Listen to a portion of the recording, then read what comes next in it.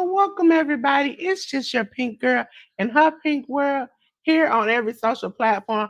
Matter of fact, ladies and gentlemen, hey, Facebook, me, J.News YouTube, Twitch, and Instagram. Okay? So, ladies and gentlemen, I want to introduce you to the good brother, J.News. J.News, you got something to tell the good people? Hello, everybody. Good morning, good afternoon, good evening.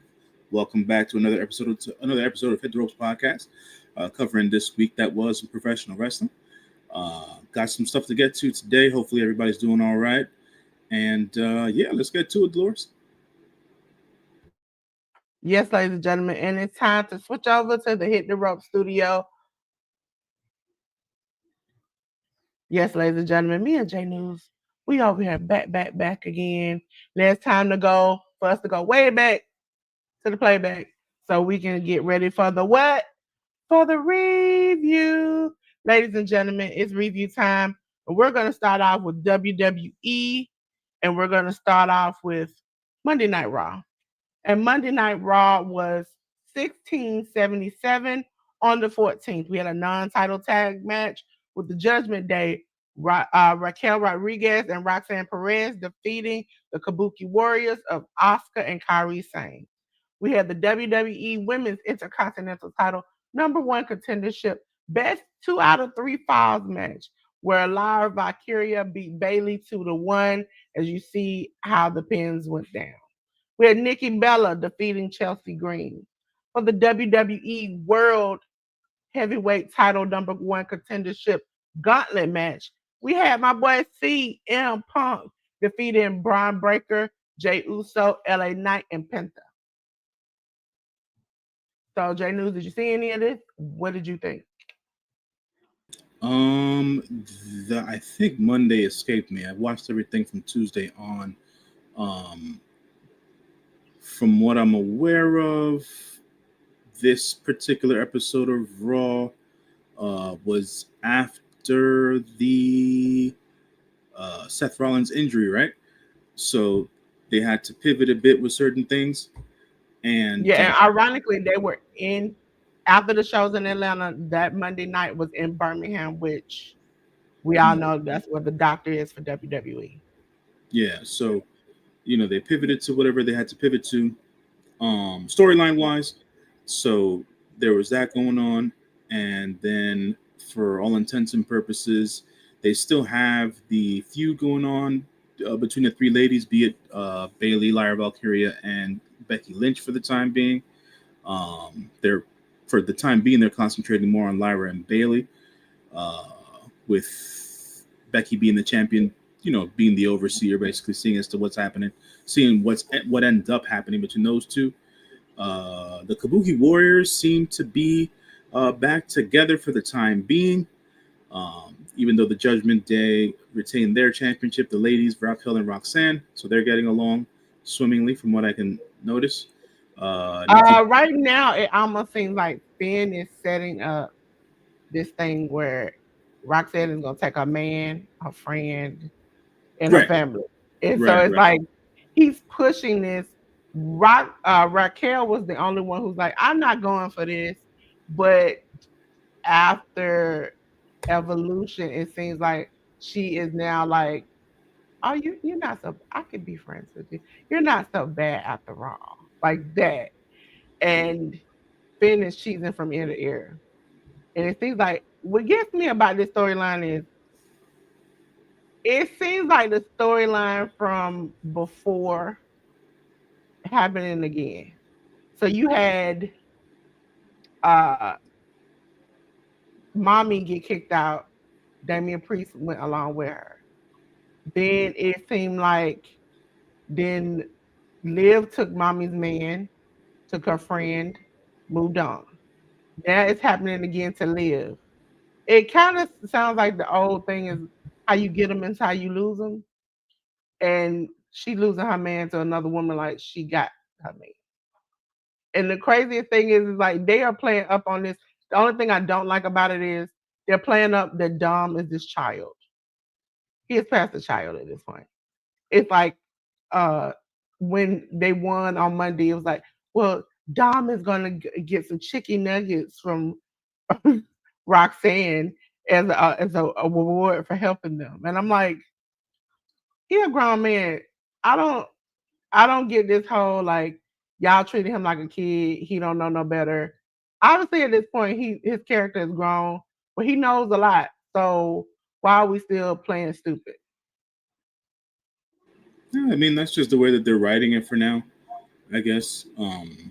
Make trying trying to make it somewhat entertaining for folks or digestible to folks at the end of the day. But we'll see where it all ends up. I think, I mean, for me at least, speaking for myself, the whole Dominic Mysterio acting like a child, and when he's in his early to mid 20s and stuff like that, didn't necessarily it rocked for a bit of time, but he's been with the company for several years now. So at this point, some maturation and differentiation in his character should hit. But if this is still going over with the fans, they're going to stick with it. So we'll see where it goes. Yes, ladies and gentlemen, me and J.News, we're gonna go to the back. And we're going to talk about NXT, ladies and gentlemen. NXT was on the 15th on the CW. Had a few matches, more promos and stuff. It was Dark Slate, Dion Lennox, Osiris Griffin, Shaquan Sugars. I think that's how you pronounce it. Versus Joe Hendry, Mike Santana, and Trick Williams. They ended in a no contest. You can't put people who get along together. That's not gonna work. WWE Evolve Women's Title match. We had Kaylee Armstrong defeat Carmen Petrovic. She retained her championship by DQ. We had a triple threat match. Tony D'Angelo defeated Channing Lorenzo and Luca Crucifino. And we had Masha Slamovich, Sol Ruka, and Zaria defeat Fatal Influence of Fallon Henley, JC Jane, and Jasmine Nix. And for those who do not know, Masha is setting up for a title match at TNA Slammiversary. J News, did you see this? What did you think? Yeah, it seems like I did watch this. It seems like the boys from Dark State have lost all of their momentum and mojo at this point. Um, and this whole no contest thing with Joe Hendry and Mike Santana and Trick Williams and everybody just you know going into a melee was really more or less expected. So it is what it is there. Um, I feel like NXT, their writing, their creative team and stuff like that, um, after the initial uh, putting of the band together for the boys in Dark State, they didn't have a clear cut plan for them, and it seems like they've lost all of their momentum. The mainline thing to pay attention to, obviously, is the Joe Hendry versus Mike Santana and Trick Williams thing. I believe Slammiversary is tonight, um, and they're having a triple threat match for the TNA Championship. So we'll see how that goes. I expect a good match out of this between the three gentlemen. I'm just hoping that Mike Santana comes out on top. Uh, from my personal point of view, I believe this was Callie Armstrong's first match on NXT. Um, she's looked very strong on Evolve. She's very athletic and things of that nature. Still has some work to do promo wise and things of that nature, and being able to clean certain things up in the ring. But her and Carmen had a decent title match. I believe there was some interference in the match. I forget who came down to.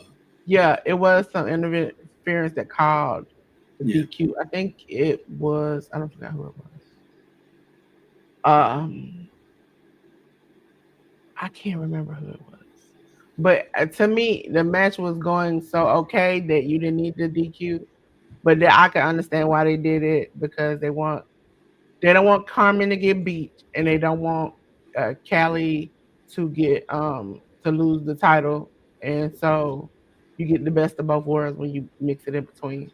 Yeah, and I know they've been having I know they've been having Natty down and Evolve doing some work with the girls down there and whatnot. So I'm not too sure if that was what was going on. I forget who interfered in this match, but regardless of the fact, to your point, Dolores, both girls didn't eat a pin. Nobody lost here, so they both stay strong. And whatever their relative storylines that are currently going on are continue. The Tony D match, for all intents and purposes, I don't know if I've mentioned this before. I know I've been very off and on the last 2 months here on the show, but it seems like they have their social media team over at NXT specifically doesn't seem to be consistent with what's going on with Tony D.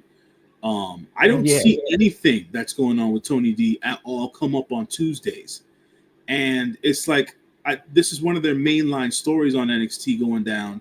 And then every time we do the rundown for NXT shows, he's got matches, and it's like, well, I didn't see the Tony D match come through social media. Like, what's going on here? Well, And I think they're playing on what happened at the Great American Bash. But if you didn't watch the Great American Bash or you didn't know the story before the Great American Bash, unless you need the little promo packages help. But as a fan, if I didn't know what was going on, I'd be like, well, why is this man beefing with these other two men? And it don't make no sense to me. Yeah, just to understanding the jokes of what's been going on with the family. Obviously, there's a general understanding that Tony D's beefing with Channing. If you didn't, like you said, if you didn't watch Great American Bash, you wouldn't know that Luca Crucifino basically went out on his own and he turned his back. Not only turned his back on Channing Lorenzo, but he also turned his back on Tony D. So it's like all three of them are on their own paths and stuff like that, or whatever the case is. So but that's the thing about it. It's like, did he really turn his back on Channing? No, he just didn't. He went independent at the end of the day. Yeah, like he didn't really attack him. Yeah. He didn't really attack Tony. And then he reached out for Tony, and Tony was like, well, you made me lose the match, so screw you. So it's like he really hasn't picked himself or the sides. They've left it open-handed where he could say, for the betterment of me, I'm going to choose Channing, or I want to stick by Tony. It's just that Tony rejected him. Channing was like, I'm here. You ain't never came and asked me for no help.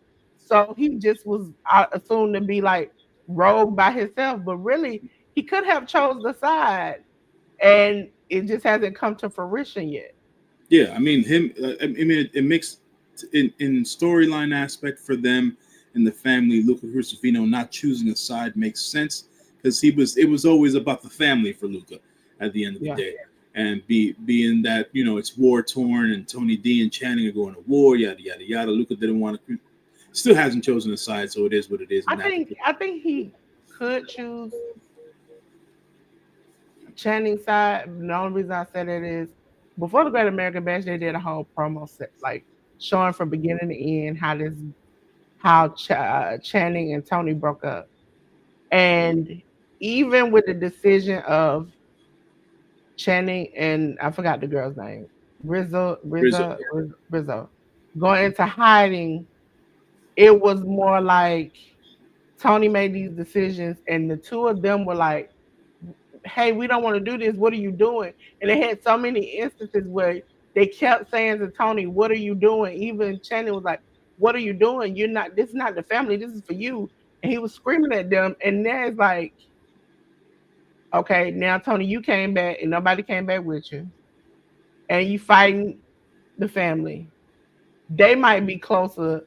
And I mean, obviously they closer than age, but closer because they have been together when you've made stupid decisions for all of them. Because Tony has put them in some bad predicaments. Yeah. But it's worked that way with both Stacks and Tony D both, where they both have been making dumbass decisions within this whole storyline. So now where's Wizzo? I've been trying to figure out. I'm like, I thought she might have been injured, but was going to come back. and then she hasn't come back, and I'm like, is this like an injury that like an injury where it's so severe, or is it injury like, oop, I had a 9 month injury? Oh, I don't know. I don't know. Because she know when I even looked at the promo package, when he went to her door, she cracked the door open, but she never showed from her neck down. Mm. And so that's what made me be like, okay, I never thought about it, but is this like a 9 month accident, or this is just a? Well, not an I'm, accident per se, but you know, it is what it is. but I'm saying like you don't plan those things out unless you actively going for it. You don't. If you're a wrestler, you might not always plan those things. We learned from Becky Lynch. You might not always plan those things. You might have another agenda, and then it just happens. Bianca is the opposite. She's planning because she's taking precautions to stop it. Now, if it happens, that's that. So I think I don't know. They need to explain it. Why she ain't came back? Luca came back. Why she ain't came back? And she picked a side. And she just like she gonna go on her own. What's gonna be the whole Masha? I love Masha on NXT. I wish she wasn't necessarily friends with Zaria or working with Zaria. I'd rather see them fighting each other because I think that's a match that would be so good. Yeah, I agree with you there. I think that after I went onto social media on Tuesday, it seems like a good portion of the base believes that JC Jane is going to walk away with both titles tonight, and I'm like, you guys can't be like I'm not too sure if people are watching this well enough to understand what's going on. Because Masha's got her match against JC Jane, it's going to be title for title. Um, and it's like the stronger character of the two, the stronger champion of the two is Masha Slamovich. So for Masha to be giving up her title to JC Jane, to me, doesn't make any sense, especially with Trick Williams being TNA champion. Like having WWE talents be TNA champion on both ends of the spectrum, both men and women, to me kind of not But kind then of that to would mean, me. you either get a DQ or Masha wins both of the championship. My whole thing is that it's not gonna it's gonna end up like a no contest or a DQ. Like no one's gonna win this per se. Like because at the end of the day, if we're doing this straight up from a talent standpoint, Masha should go over. But I don't think that that's going to be the case. This is going to get thrown out somehow. Somebody, whoever else has been beefing with JC Jane as of late, which is most of the other women in the But roster. if you let Masha win it, Mhm. how you got Jordan, you got Monroe, Mhm. you got all these people she could face Yeah. that would be good matches. I think Monroe would be a little shaky, but I know I've seen her against Jordan. I think her and Zaria would be really good. Her and Sol Ruka. This whole Zaria and Sol Ruka, they need to break them up immediately. Why? Immediately. Because it's like we keep going with the, oh, will they break up? Oh, how many times you gonna accidentally hit each other? Every other week they accidentally hitting each other. Or one is not getting the tag for the other one. It's always this thing, and I hate when they do this where it's like months and months and months and months on end before we realize they don't need to be together.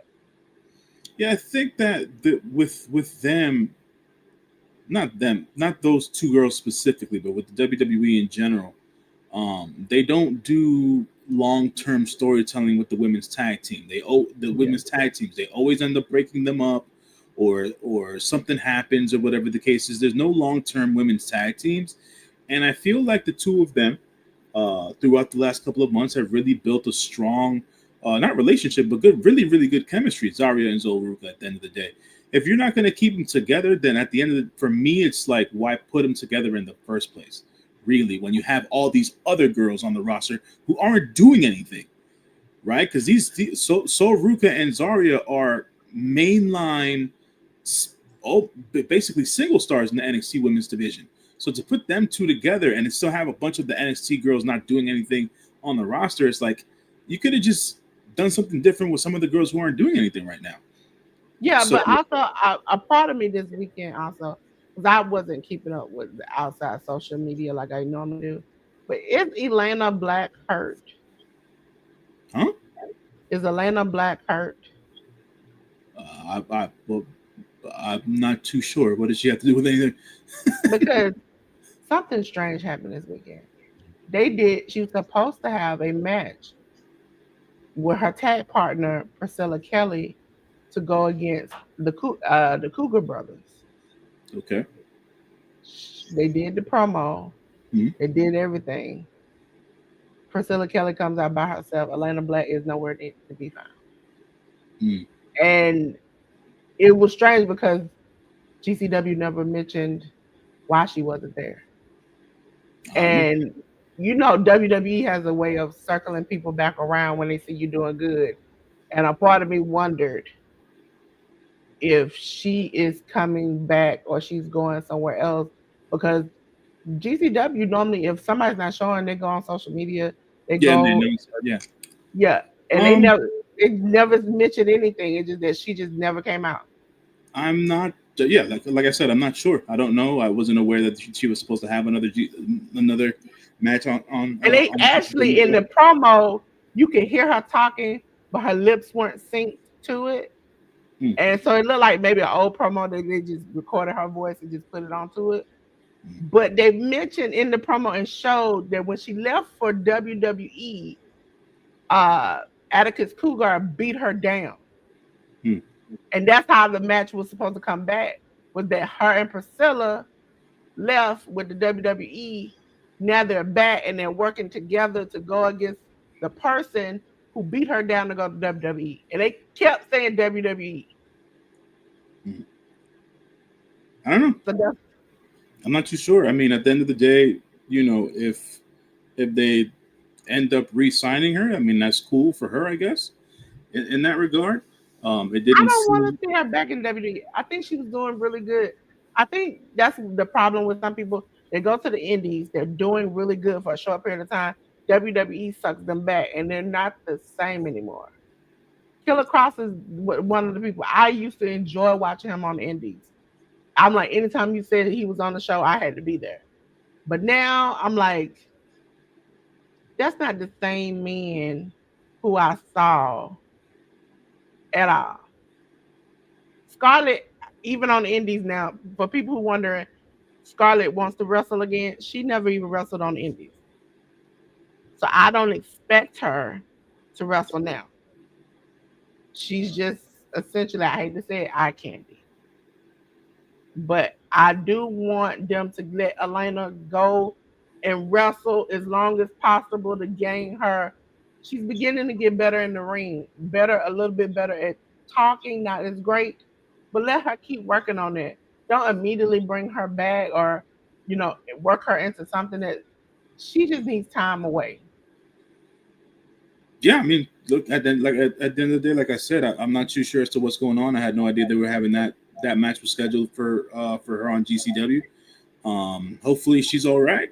At the end of the day, I've never necessarily been her biggest fan as a wrestler and all that stuff, but you always wish people well in their endeavors and stuff like that, and health and all that stuff. Um, so yeah, I mean, I'm not sure what happened. So we'll see.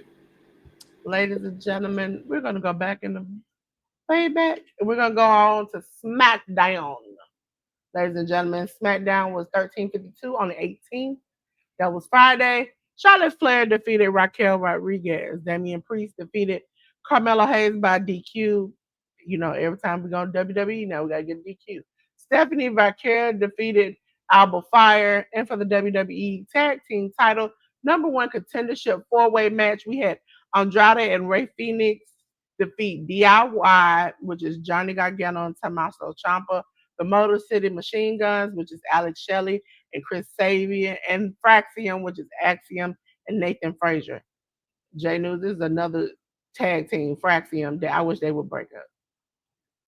We went from almost a whole year in NXT where they were knocking each other loose on accident to now we got them up here and they still losing It's like I'm sick of it. I am sick of it. Yeah. I mean, at the end of the day, uh, they're they're not. Fraxium as a team. Fraxium is better off as a team than they are as individual wrestlers, just because one, they're both, to use a lesser term, they're both juniors, so they're both cruiserweights. So they don't really, on WWE TV, they don't have a place without them being a team. So if at the end of the day, them being singles competitors ends up making them, for lack of a better term, jobbers. And I don't, for both of them, I'd rather not see that. Um, on top of that, this whole experiment with Andrade and Ray Phoenix seems to be going off well. I mean, they work well together at the end of the day, and they've been doing terrific work together the last couple of weeks since they put them together. So I guess that's a thing for the time being. DIY is DIY. The Motor City Machine Guns are the Motor City Machine Guns. They had it was a great four-way match for all intents and purposes. So good for Andrade and Ray Phoenix to see as to who they take on as the tag team champions. Is it who are the tag team champions currently? Is it the Street Profits? No, I think it's the Wyatt Six. Oh, that's right. That's right. The Wyatt Six. Yes, yes, yes, yes, yes. They were on the show. They were on the show. So yeah. So they'll end up taking on the Wyatts. I doubt that they'll win, but that is what that is. They seem to be doing well with the tag team with Alexa Bliss and Charlotte Flair. So they keep on developing their relationship, for lack of a better term. And Charlotte defeated Raquel for the one-on-one there. Alexa with the help out for Charlotte, so that strengthens quote unquote their bond.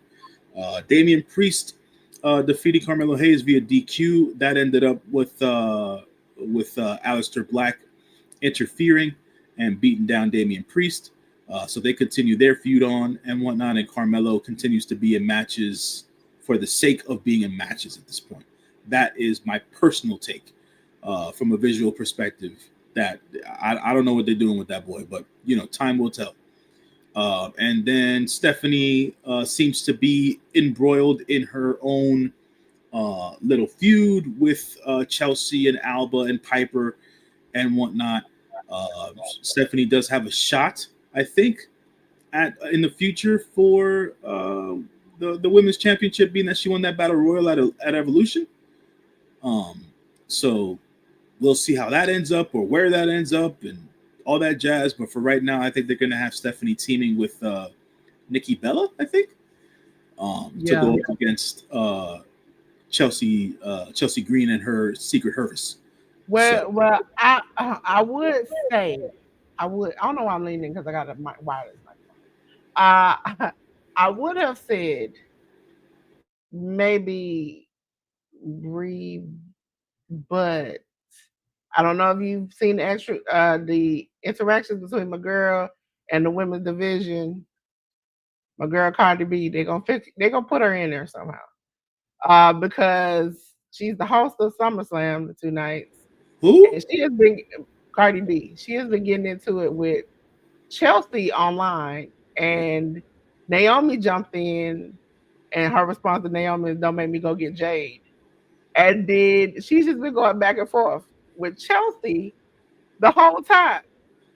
And Um, so I was like, so are you gonna get into it real in real life with Chelsea? Because I, Jade jumped in and was like, I'm always here. No, Jade said, call me. No, not Jade. Bianca said, call me. And Cardi said, I will. We got some stuff to handle. And so at that point, I was like, are we getting this? Hey, Leonica, how you doing? how you doing, Leonica? The Cardi B thing. I know she's the host for SummerSlam.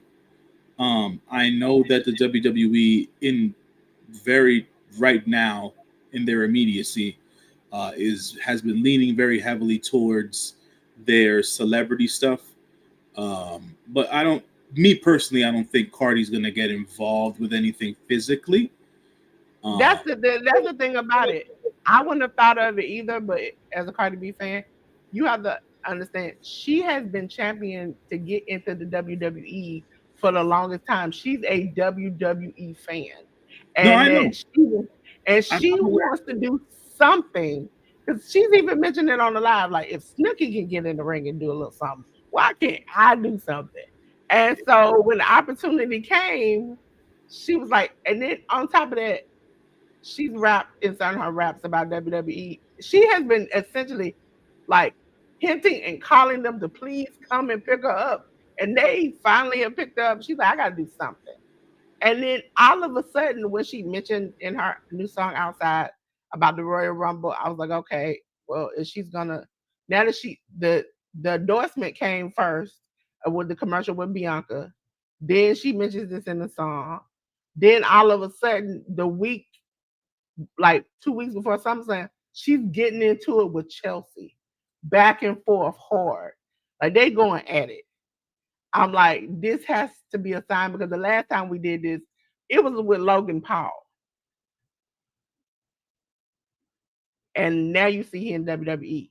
Jelly Roll, Triple H explained that Jelly Roll wanted to be a wrestler. I don't think Cardi B gonna wrestle. She might call somebody to wrestle for her. She might slap somebody, but she ain't gonna wrestle. Jelly Right. Roll wanted to wrestle. He came, he worked out at the WWE. He said to Triple H, I would like to have um, some of your people come work out with me. But essentially, that was his way of proving to them that he could get in ring shape. And so Triple H said, as he started to lose a little bit of weight, he became faster. They noticed he was doing more. Triple H did send a shot in that press conference at Travis Scott. He sent the shot because he said Jelly Roll comes, he practices, he does the work, he's showing that he can do it. That's why we want him here. If nobody understands, Travis Scott was known to not show up for practice, not to come and do what he wants to. He was maybe on 3 sheets to the wind. And so that's what the shot came from. Is that he's been coming, he's been practicing, he's been doing it, he's been losing the weight, he's shocking us and how he's picking up some stuff. And then Triple H, because they came out of nowhere, was like, and he shows up in practice and does what he needs to do so it can get done. And I was like, oh yeah, Travis, you done left a bad taste in the WWE. You weren't showing up. You said you wanted to wrestle. You smacked Cody to hear the bejesus. And now they are telling you essentially they don't want you back. I was like, I can't blame it. I as Triple H, I can put faith in him that whatever he has to do, it ain't gonna be too much. I don't think she's gonna do too much, A, because I love my girl, but that's not all natural. So she ain't gonna risk messing up some work that she already got done. You ain't gonna smack her in the face. You might get smack her on the cheek. You ain't gonna smack her in the face. You're not gonna body slam her. You're not gonna throw her on the outside. She's not gonna jump over the top rope. She ain't doing none of that. And she might smack you. She might throw in the weapon for somebody. But that's the best you gonna get out of her. She might raise somebody's hand. She might make a match. But that's as far as she gonna go with it. So I believe that she could do something, but I just want people to keep their hopes at a normal level. She's not going to be doing a hurricane off the top rope.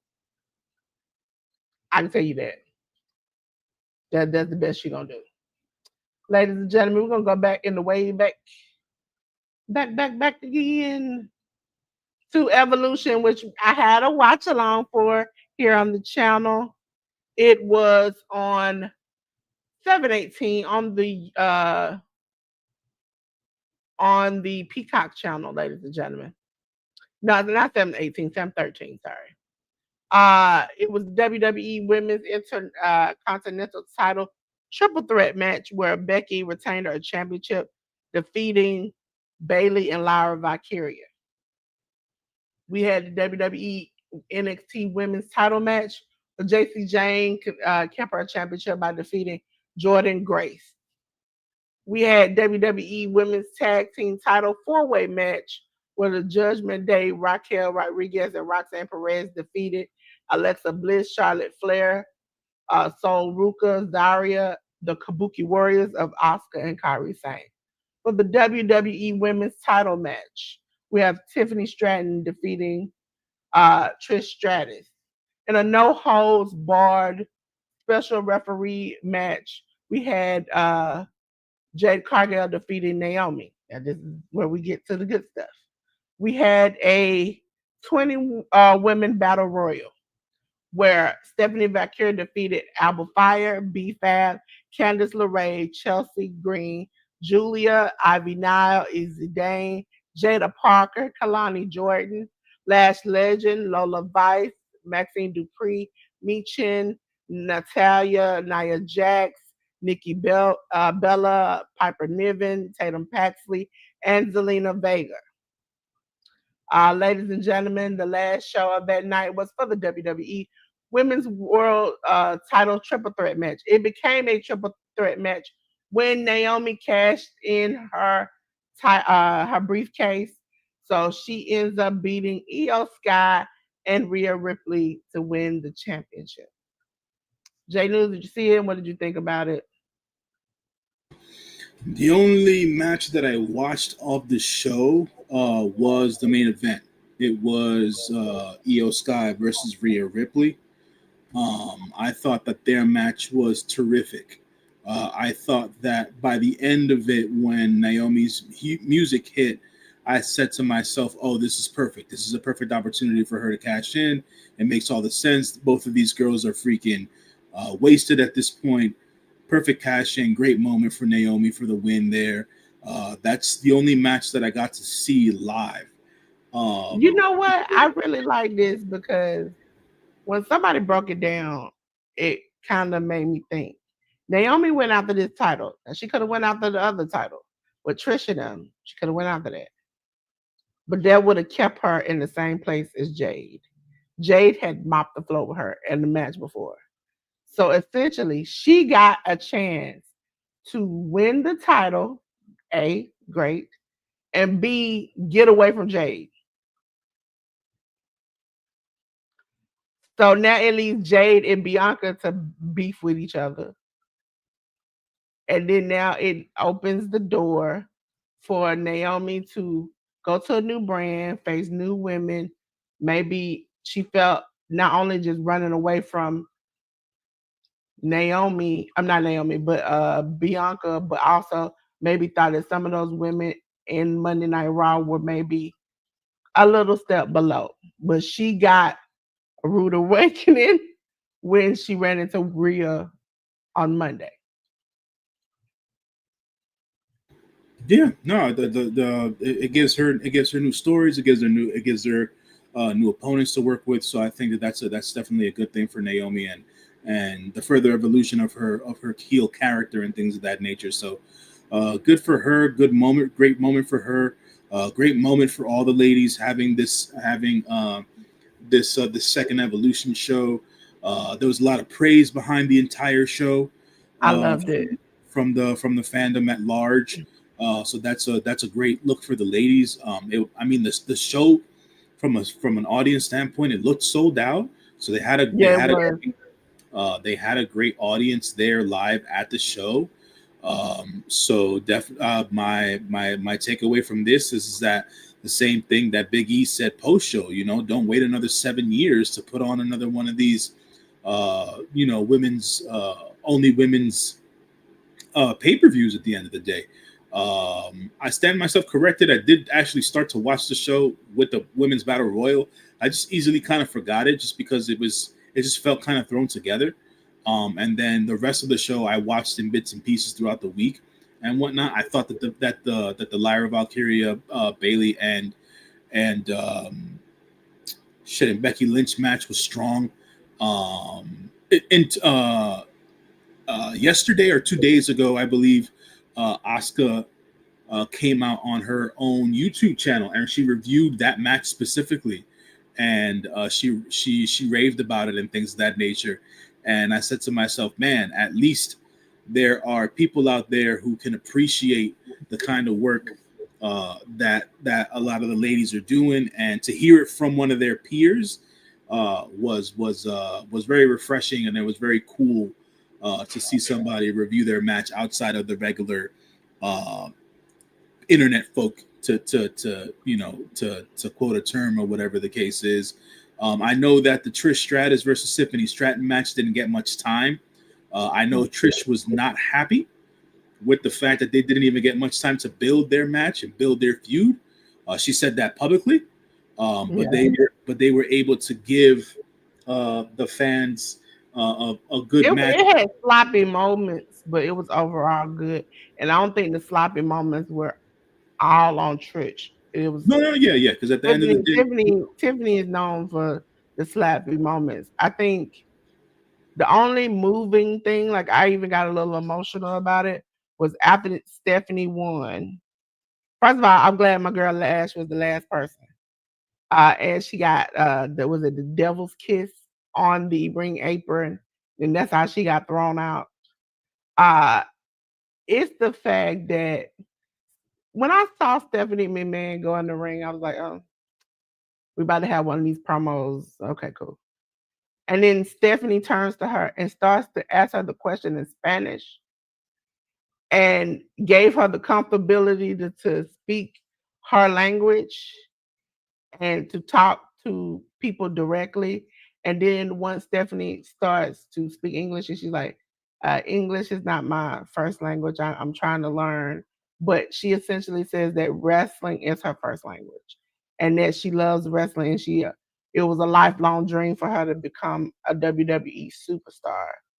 And that she appreciates the opportunity for them letting her be her, even with them letting her speak Spanish. It was a She was very touching. She became emotional. And it's like that's something we would never imagine in W. When I used to watch was it Mexico and the rest of them on the lawnmowers, I never thought I would get an opportunity to see a woman speak her own language and be comfortable, and that the one of the top brass at WWE to be like to speak to her, to connect to her in her own language. Whereas we normally like used to that VKM making people speak English and making them do this. This is the opportunity I think for other women who come from other countries, speak other languages, to feel comfortable in the WWE and feel welcomed and not forced to be a certain way. uh, I agree with your assessment of the moment. I'm not necessarily understanding or knowing if they're going to continue to do this for the long run. So it was to your point, it was a very sentimental and emotional moment for Stephanie, Vaquer, and McMahon at the same time. So I give Stephanie the props there. I've always understood Stephanie to be uh, the more understanding and humanistic of all the McMahons. So at the end of the day, that was not surprising for me to see that particular moment happen. Good on Stephanie. At the end of the day, Bakara, that is. Hopefully, they don't take too long to give her her shot at the WWE Women's Championship she ends up challenging for, and we can go from there. The only match for me during this event that was more or less forgettable, and this has more to do with my um, I don't hate the woman at the end of the day because I don't know her, right? Just as a talent, I don't connect to Jade at all.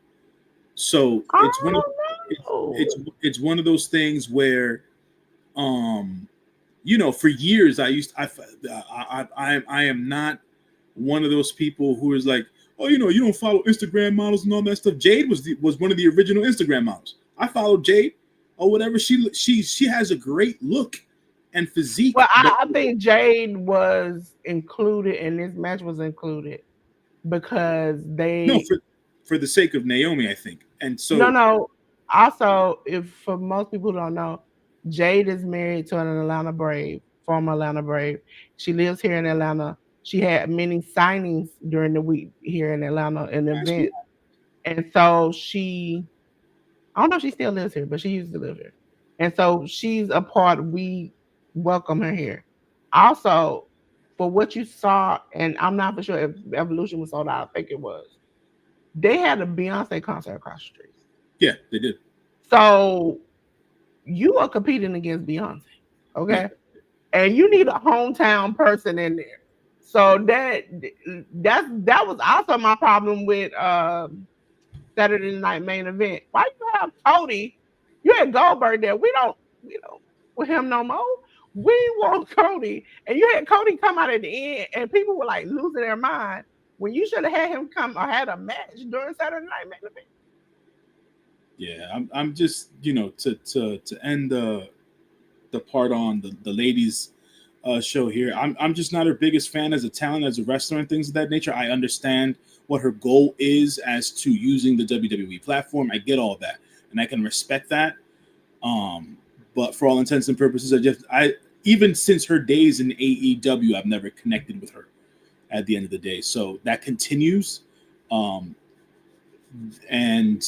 she's not necessarily, I can understand you saying that she's accepted by the people in the Atlanta area and in Georgia. She's a Florida girl. At the end of the day, she lives in Florida, and all that jazz. And it's I understand the look. The rest of it just does not. She's like, I think has the potential of. They see her as having the potential of China, but she has to be more like either she's gonna have to mop the floor with people, or she's going to have to like learn a little bit more. Now, the only thing I didn't like about the whole match was it seemed like Naomi at the end did not want to take the Jaded off the top rope through the table. And she literally throws her hands up like this as she's going down. And like, cause with the Jaded, she holds up under your arms and she just drops you. Mhm. Naomi undoes her arms and was just like, hey, I'm about to go through this table. Hold on. And I was like, you gonna have to go through that, my sis. You gonna have to, for the sake of both of y'all looking good, you gonna have to let her hold your arms like she was doing, and just let you go through the table. And that's the only thing I did not like about the match was that it was hard fought. They tried to knock each other loose, but I think not Lash, Jade has a lot of power, and a lot of the women know that because they've seen the if you watch the reality show for AEW, that was a running thing.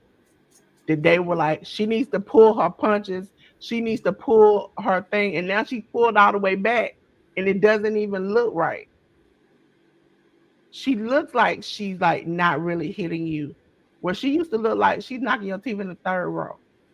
So I think she needs to work with people like Stephanie Vercure and Julia and them because they are real hard hitting fighters. She's gonna That get might be her. she get exposed in those matches, I Dolores. think it might help her a little bit, but You you know don't what will you help don't her want was that happening. she has to start off in dark matches. That's what she has to do. Those If they dark if matches they with make the different time women. if they make Yeah, the time for it, if they make the time for it, I'm all for it. You know what I'm saying? If they yeah, make the because she time for it, does she does a lot of she has done some dark matches. So she can do it. It's just the fact that if they could team her with people like that or team her to go against Michin or a Natalia or something like right? that during these dark matches, that could build her up to like eventually have a feud with these people on TV. I Yeah, I think the think fact that she's not having these matches or practice with the people she's having matches with or feuds with is making it hard. It's like me coming to you and be like, we're gonna do the samba and you don't know how to do it. And I'm like, come on, let's just go on the floor and no, dance. yeah, That's not gonna yeah, look right. absolutely. I definitely understand Because what the you're men saying. get the opportunity. Carmelo Hayes and Cody for weeks. I watched them have dark matches on. It seemed like every other show. Right, they were because they had all the live shows back then, but now with TKO scaling back on the freaking live shows, they don't have that many opportunities. That's why you see a lot of the videos nowadays that a lot of the different both AEW and WWE superstars post on their social medias of them practicing in other wrestling schools. Like Natty's always posting up her videos. I think Charlotte does a lot of training between Natty school and the flatback school and things of that nature. You always see all of that going down just because they don't have the live shows anymore. But you So know, when you go and check out the matches for the shows, they do at least have 3 or 4 dark matches before or after the show. So like SmackDown, Raw, they have dark matches. So they could do it then, because sometimes these people are not on the show. So you might as well just use them somehow, some way to set up these feuds eventually. And so, because they have room. So if you're gonna do the dark matches before SmackDown, because I have to go through 3 or 4 matches before I can get to the actual show, you could do it then. And so that they have to make the opportunity for these women, because they put on a great show here. They need to continue that on a weekly basis. And they they won't do it. And that's sad because they won't do it. And I like NXT because I think Sean lets them be them and show who they are. They get up to WWE and that's not the same.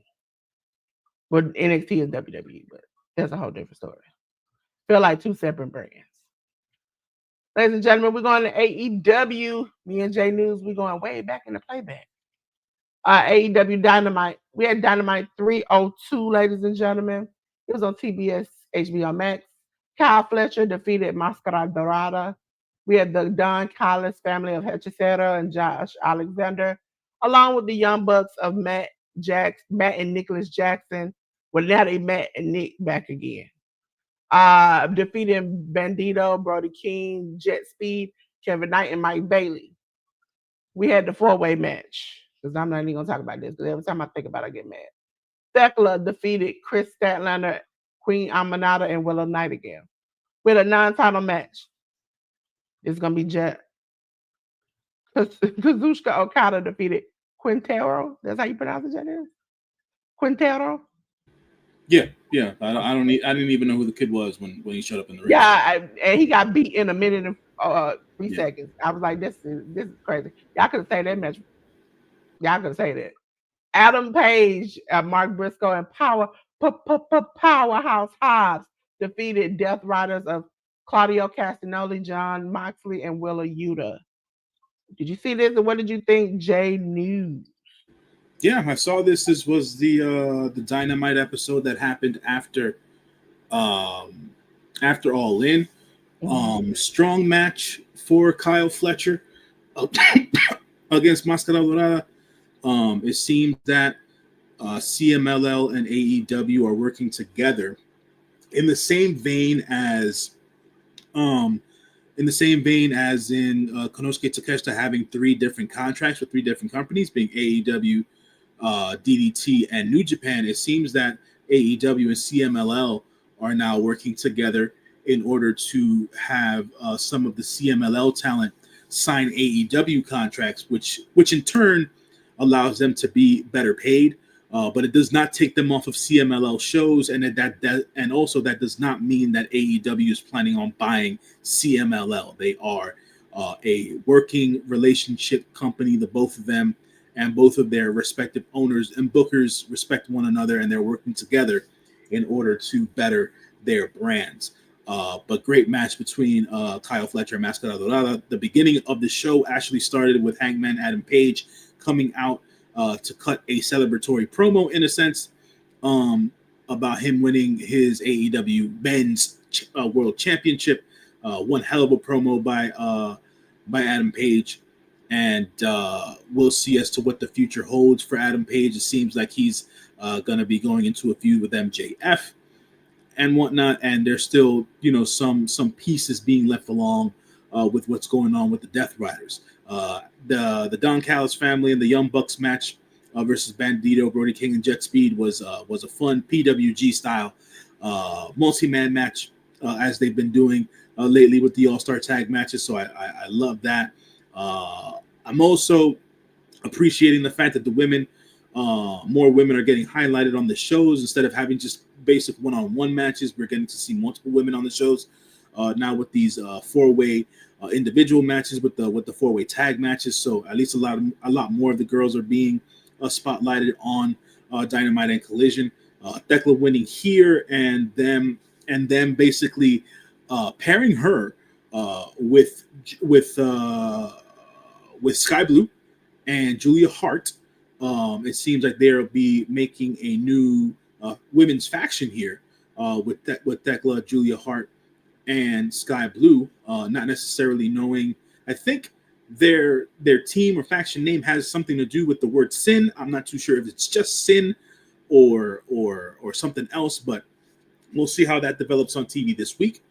And Chris Statlander is still in this in this limbo right now as to what side of the coin she's going to fall under. Be it if she's going to be a babyface, aka a good guy, is she going to be a heel and join the freaking the Death Riders? I don't know where Chris is standing right now, but she's really trying to figure out her way, which is where more or less of where her character lies. Queen Amanada, her and Thekla continuing to show their great chemistry together. So they're still beefing and they're still doing their thing. Willow's obviously still more or less beefing with Chris Statlander. They still haven't had a real blow off match or a real sit down interview type thing where they've really squashed their beef or at least make it a bigger thing per se. So we'll see how they fit Willow and Chris Stat into the rest of the women's division stuff. The Okada match was a squash match, and then the multi-man tag match to end the night ended with the good guys winning the match. But at the end of the day, we saw Darby Allin in the rafters staring a hole into Jon Moxley. So we are eventually going to get a Darby Allin versus Jon Moxley match.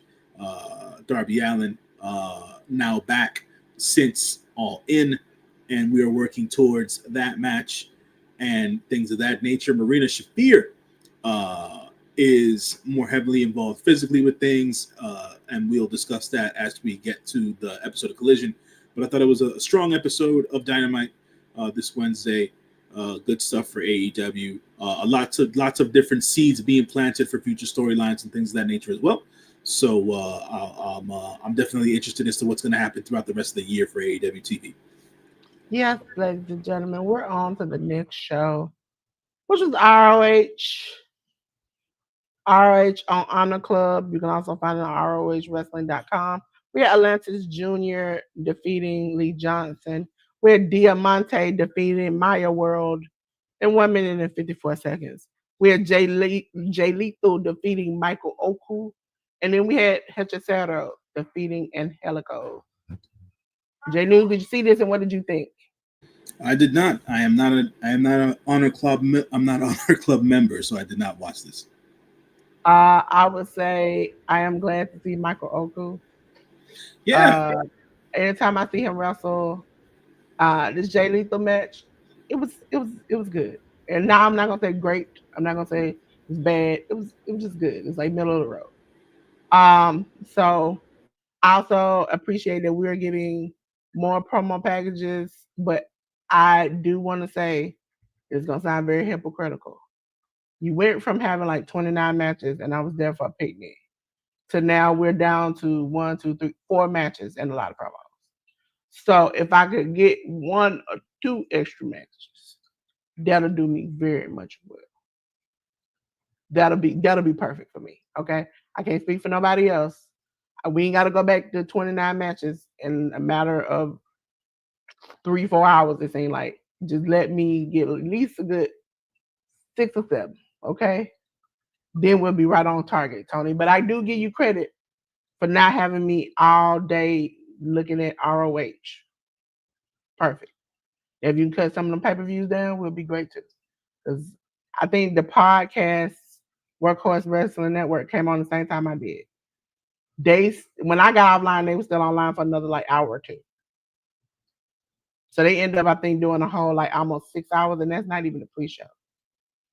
So at this point, Tony, can we just cut that down a little bit?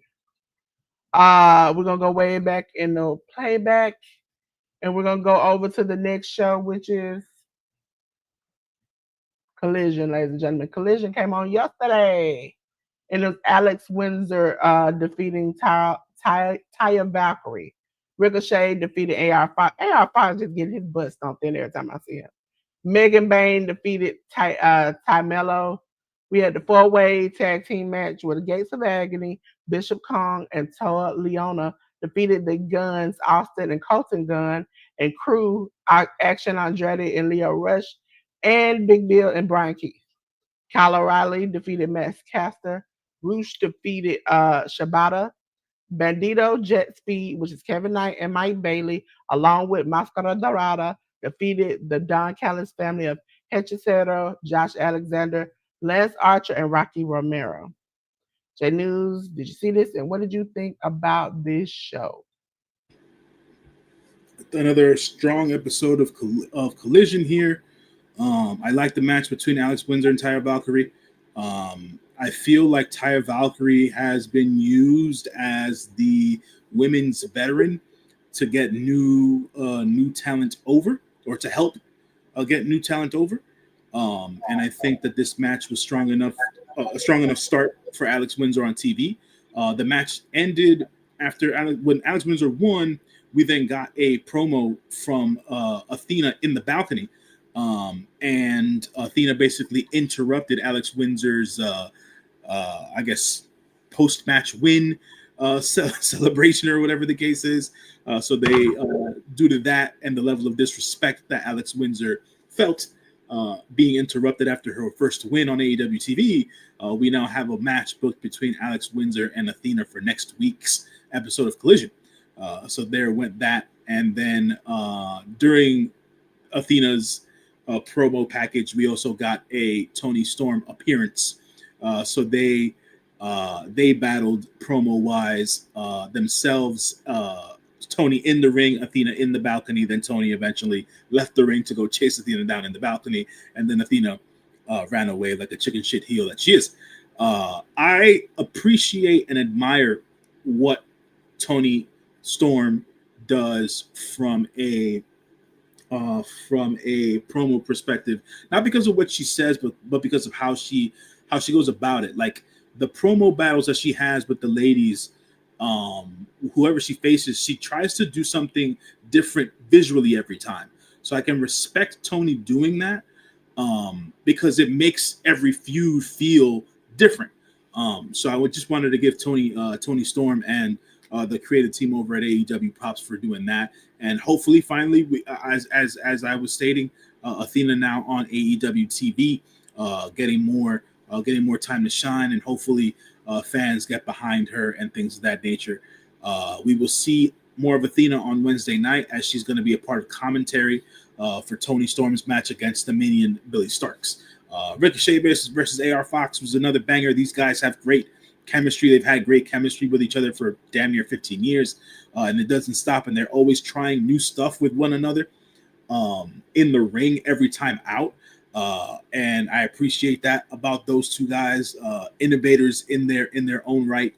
And it just shows how talented they both are. Continuing the story of Ricochet, continuing to build his relationship with the boys from the Gates of Agony. So there's that of it there. So we'll see how that works out. And then I don't think anybody came out to save AR Fox. I might be forgetting or whatever, but AR Fox seems to need some help and some backup if he wants to take Ricochet down. Megan Bain versus Tay Mello. I really, really like this match, man. I think the ladies went to town against one another. Tay Mello hits hard. Megan Bain hits hard. They hit each other hard. Tay Mello went and dug deep into her, not her judo background, but her BJJ background, and tried to tie Megan Bain up in different submissions and things of that nature. Megan Bain using her power and strength to get out of a lot of these submissions and different things, and using high impact moves to counter. But Tay Mello was game, and she was using heavy strikes and things of that nature, and her own power in order to thwart Megan Bain. But Megan Bain finally won out with a running Liger bomb, which I like her being able to use more than one finisher. So they're AEW keeping Megan Bayne strong. I also think that they kept Ty Mello strong in this match. So it's been a good comeback for Ty Mello since she's returned to AEW TV full time. And the girls themselves, they started to bicker online between Wednesday and Saturday. So they were playing up their match and cutting promos on each other on social media. So they were leaning into that going into this match. Now I think that I don't think this will be the last time we see Megan Bayne versus Ty Mello in a match 1-on-1. We then had the $200,000 4-way tag team match here. Unfortunately, in this match, I do have to mention that the Guns, Austin and Colton Gunn, came back for the first time in a while in a match, and unfortunately, Colton Gunn got hurt in this match, during this match. It seems like he got hurt during a misstep, and he hurt his knee, and he needed to be helped out of this match. Good thoughts and things of that nature, and positive thoughts out to Colton Gunn. Hopefully he has a speedy recovery after said injury. But this match was all balls to the wall at the end of the day. And I can't say anything bad about this. They did end up doing a backstage segment between Big Bill and what the hell? And Juice Robinson in the locker room and whatnot. Because after Colton got hurt, obviously somebody has to step in and do some recon for the Bang Bang Gang, and it was up to Juice Robinson. Him and Big Bill had an exchange of words. For folks who don't know or forgot, Big Bill and Juice Robinson have a long-standing relationship. They were in NXT, aka FCW, together, so they have a long-standing relationship. Those two guys know each other very well. So I want to see where their one-on-one feud goes if they allow it. So that was cool to see Big Bill and Juice Robinson post-match get into something there. But the tag match, the multi-man tag match within itself was very fun. The Gates of Agony winning was more or less, something that I knew was going to happen. Being that the story being played up on commentary was that Ricochet has a vested interest in taking. He has this vested interest in taking AR Fox's winnings from all these matches that he's won for all this money. And so now with Gates of Agony winning a bag here in this match, it only allows Ricochet to get closer to some of that money that he's lost out on over the last several weeks, if not months. Kyle O'Reilly beating up Max Caster during the 5-minute challenge was cool. I think they're still figuring out what to do with Kyle O'Reilly and Roderick Strong, now with Adam Cole gone due to injury. Max Caster continues to be his usual funny yet sarcastic self with this best wrestler alive gimmick, and the fans are, they're eating it up. So I think AEW is going to continue to do that. I knew that I was going to get what I was going to get out of Rush versus Katsuyori Shibata. If I got anything else, if I got anything less than what we got, I would have been heavily disappointed. But Rush and Shibata delivered. It was hard hitting, and throughout from beginning to end. And Rush winning makes sense, but now I have a further understanding as to why Rush doesn't appear on TV as often as he does. And it was news and it was information I did not know. During the week, Tony Khan had a sit-down interview for some sort of a podcast there, and he unveiled some information that he had never spoken directly about in terms of what had happened with his with AEW's relationship with AAA. And it came down to an incident where FTR was supposed to go down to AAA and win the AAA Tag Team Championships.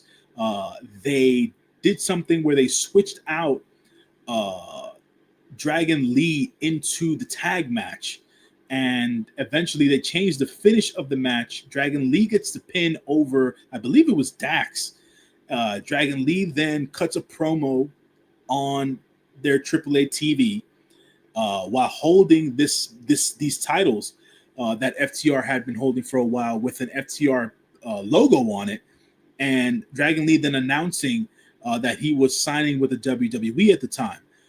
No one in the match outside of Dragon Lee and Dralistico knew as to what was going on. WWE cameras were in attendance. WWE scouts and executives were also in attendance for this particular event. I mentioned all this and why does this have anything to do with Tony Khan and AEW? There was AEW talent in a match with at that point in time with a WWE signed talent, which was Dragon Lee, and they pinned the AEW talent and they took those titles off of the AEW talent. They were double crossed at the end of the day. AEW was, at least that's the feeling, by the heads of AAA at the time, be it Conan and all that stuff. And the narrative has been for a while that AEW were the ones who shitted on the relationship with AAA. But it seems that was not the case. Why do I bring up Roosh? Roosh, Dralistico, and Dragon Lee are brothers, blood brothers. And the reason as to why we don't see Roosh a lot on TV and why he is not spotlighted as much as he should be, at least from a perspective standpoint, the optics of it, should I say, it seems that people believe in AEW that Roosh knew what was going down with Dragon Lee that night. And that might be one of the biggest telltales as to why Roosh doesn't get as much spotlight on AEW TV as people might like. So that was a bit of information. My thing about it is, this is not the first time we've had a moment, and we've talked about this on the wrestling podcast. Mm-hmm. Tony Khan, for all the things I do not like about WWE, the one thing I hate that Tony Khan does this thing when he acts like he's above all the stuff, when he's just as petty as hell as anybody else. I look at him and I'm like, you are petty. Because even if this man knew what was going on, even if he knew what was going on, he's supposed to betray his brother and tell you. He's supposed to betray his brother and tell you. Dolores, no, this is business at the end of the day. This is but business. It's not my business. You're making another company look bad. And at the end of the day, it's not my company. Listen, they are independent contractors. That is on you and him. That ain't got nothing to do with me. That's an A-B conversation. I'm not seeing my way in. And I can understand why even if we were friends, if let's just say me and you are friends, and you like Dolores, I'm gonna let you hear he. And I'm like, okay, cool. It's my job to go to SP3 and go, hey, SP3, you know he about to leave you? He about to leave you. He gonna screw you over. That's not my thing. I'm not supposed to do that because that's between you and him. It ain't got nothing to do with me. Yeah, but you pick up my paycheck. I do what you tell me to do. But the missing component of all this is that you're making another company look bad. That's an interpersonal thing. This is not an interpersonal thing. You're making one company look bad. You're making the company look bad, yes. But again, I work for you. We not. I ain't none of my business with how they screwed you over. So you punishing me for something that they did. Yes, that's my brother, but they did that. I didn't do that. They did that.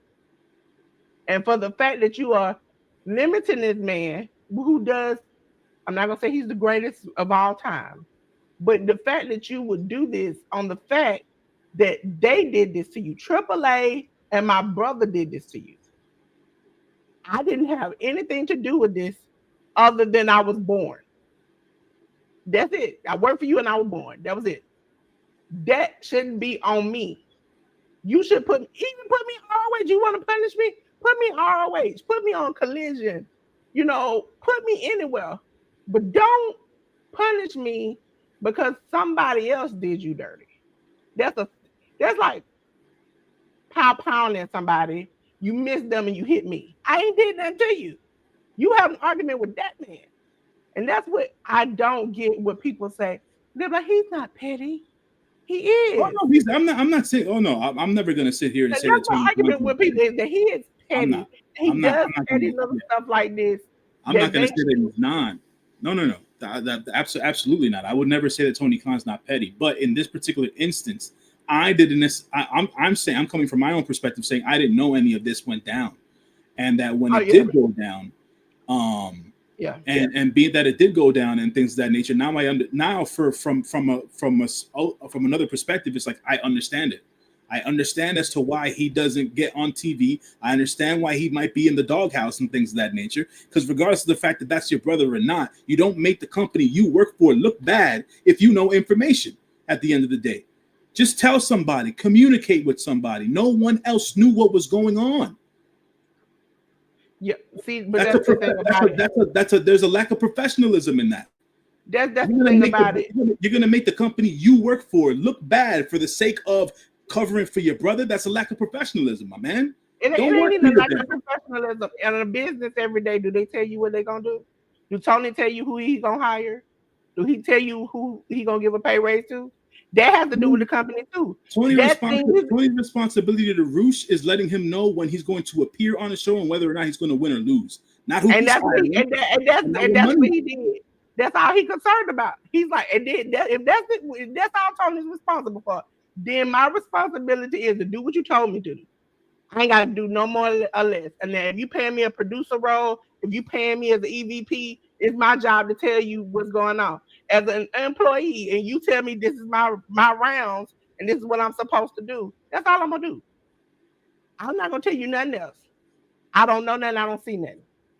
Because I bet you he don't tell you everything he do. He don't tell y'all who he hired, who he fired, who he do whatever. So don't you if we ain't got that type of relationship, I don't know you. I'm gonna just come to work, do what I'm told, and leave. And we've heard a lot of wrestlers at AEW say that. I don't want to know nothing. I just want to come do my job and I want to leave. That's I don't that's want that's no mess that's. because when you involve people like when you had the CM Punk incident, Mhm. Cody Rhodes, the EVP situation, the whole Britt Baker, her feeling comfortable to talk and do stuff like she was the boss.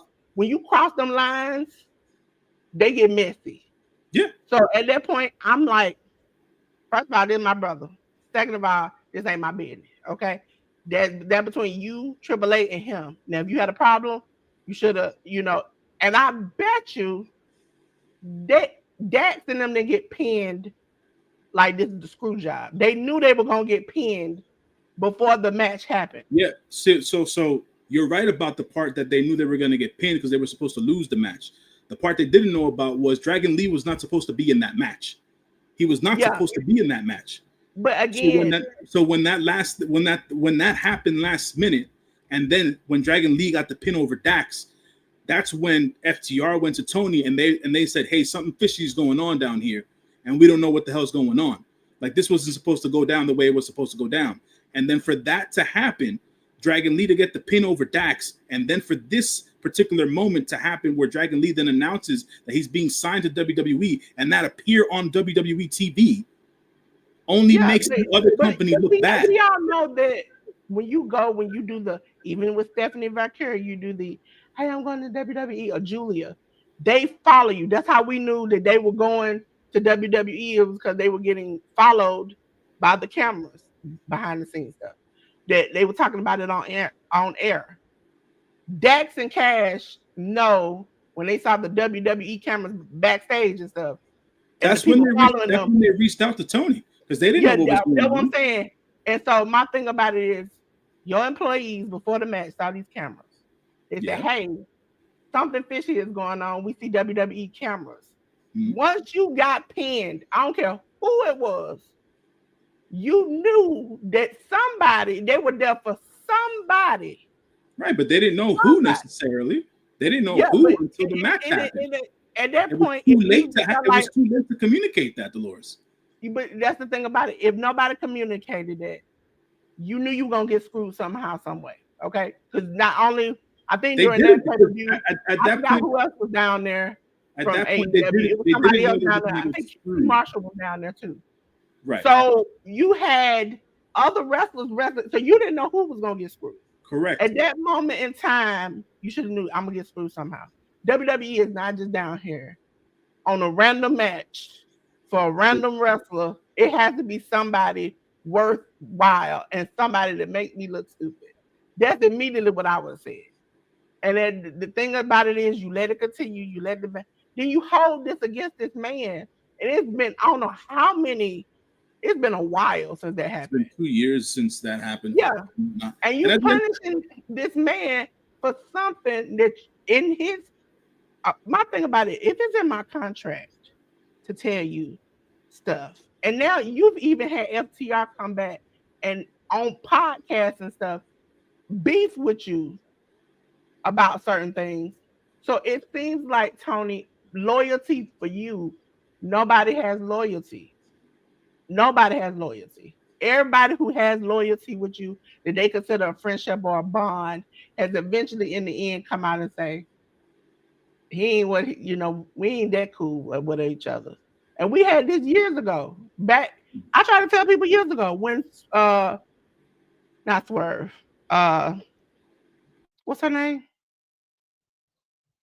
She's married to Cedric Alexander. Swole. Swole. I want to call her Swerve for a second. Swole told us how she thought you were a friend until you dismissed her because she had some polite things to tell you about your company. Then it was Lady Frost.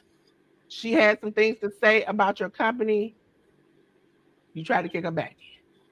So it's like this is a running thing with you. So if I was on the outside looking in as Roosh, if I tell you, you still gonna punish me because my brother did it. If I don't tell you, you still gonna punish me.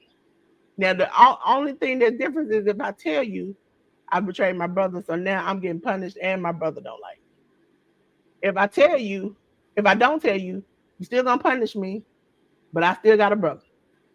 So at this point, you know what I'm gonna choose. I'm always choose my brother because I'm not gonna mess up this relationship, even if I do know. Because you're gonna punish me. You still gonna be mad, regardless if I tell you or not. You still gonna punish me. I doubt that, to be quite honest, because those situations are all different. That's just my take on it. My thing about it is that, and we all live different lives, so we all have different perspectives on different things. To end the point here, you're not in this instance. It's like you're not dogging out your brother because Dragon Lee wasn't necessarily signed to AEW. So what does that do to anybody in that particular instance, right? He's not a talent that TK can do anything about. But for all intents and purposes, if the outcome just has the company and the company's wrestlers looking bad, and on top of everything else, it makes you look bad, but you still have a brother, it's one of those things where it's like, is it beneficial to me at the end of the day to hold my brother down if I'm just still wallowing in shit? You understand what I'm saying? Yeah, I mean, if I'm gonna still wallow and crap, I might as well just stick with my brother and we just be cool together. But and if I'm still holding him down and I'm good enough, maybe I'll get an opportunity in WWE with my contractor. Yeah, That we don't know that. But look at where his brother's at now. At the end of the day, my point is, it's a gamble. It's a gamble either way, and it's a gamble either way. But yeah, and how did you expect that you gonna get a fair shot with Conan? We all knew that Conan was hanging out in WWE, talking to the WWE officials, and he was on the Hall of Fame. How did you expect that you were gonna get a fair shot compared to WWE? The Conan thing has always been tricky because that relationship that he has obviously with Mexican talent and obviously being the head booker over in AAA, and how regarded he is by certain talent, not all talent. Yeah, certain talent he let a couple of people get beat up outside. He'll get the benefit of the doubt in that particular regard. But in this instance, like I said, this was new information for me. It was just like, yo, man, like why do this? I put this on Conan. I don't put this on Dragon Lee. or whatever the case is, because it was Conan's call at the end of the day. He's the one who made the change. But you then understand, like, for me, my perspective is I understand it. I get what you're saying, Delores, about, Tony shouldn't be petty. He shouldn't be knocking Roosh. You're right about that. But it's like, I can't sit here and say I don't understand why he's doing what he's doing. Yeah, he has every right to be mad. My thing about it is up around that time, because I do pop in and out of Conan's podcast, he had a lot of disparaging things to say about AEW. Yes, he did. He had nothing but good things to say about WWE. And he even talked about the experiences when he did, he was doing the 1 or 2 vignettes that with the I forgot their name now, that's Santana on the left. Ortiz? With Santana and Ortiz? Yeah, that he had bad experiences there, that nobody know what to do. Then that's around the time everybody else was coming out, like Lady Frost and some other people talking about their experiences there and how it was horrible. And then I forgot who it was that talked about the women's division and them coming over to America and not knowing anything and not being told anything and having to depend on Vicky to help them get the stuff that they needed to get. And she wasn't even a part of like management. She was a talent just like they were. So it was always something. But every time it came up to Tony, he never really, to me, took responsibility. He's never said to himself, I saw that coming. I saw the train coming. I didn't get out of the way and it hit me. Yeah, he never says it. You're right about that.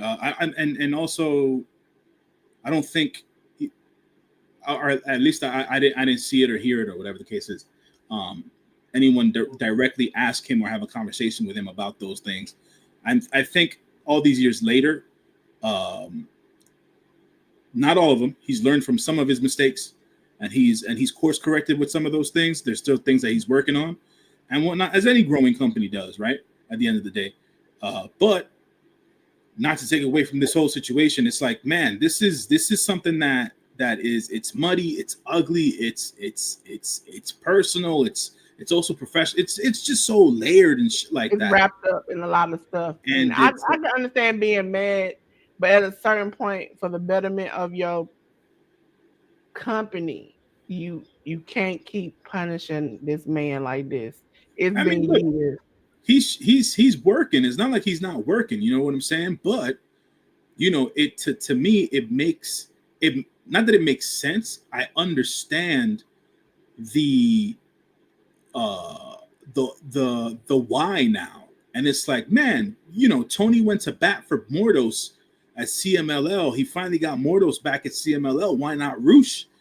And it's like, okay, maybe I understand why now. Yeah, how much you want to bet when Roosh's contract comes up, he gonna resign that man? It's gonna be some kind of injury time or something like that. He does that. I don't think Roosh has been injured. But secondly, when his contract does come up, I don't expect Roosh to come back. To be honest, if I'm being honest, I think Tony will find it'll be like Brian. It'll be something. He'll find something to keep this man for another year, 2 years, or whatever. But Brian wanted to find a way. Brian wanted to stay. That's different. I don't think Roosh wants to stay. If I'm being honest. Brian, in the interviews, him and his wife said that they were ready to go, and then next thing he found out, like everybody else, that his contract had been extended. He called around to find out, and they said, "Yeah, your contract had been extended." Yeah, he was expected to leave. They were keeping him there, even with like the pettiness. I mean, when he came to Ricky Starks, I laughed at that stuff. And he showed up to GCW. They snatched him. Yeah. And I forgot who they put in from AEW in the spot. And I'm looking at them like, so it's okay for this man to show up, but it's not okay for Ricky Starks. Yeah, I forget how all that went down. But yeah, all the individual situations are all. It was Chris Jericho. That's who took the spot. Oh yeah, that's Chris right. Jericho. Oh my god. Yes. I forgot about that.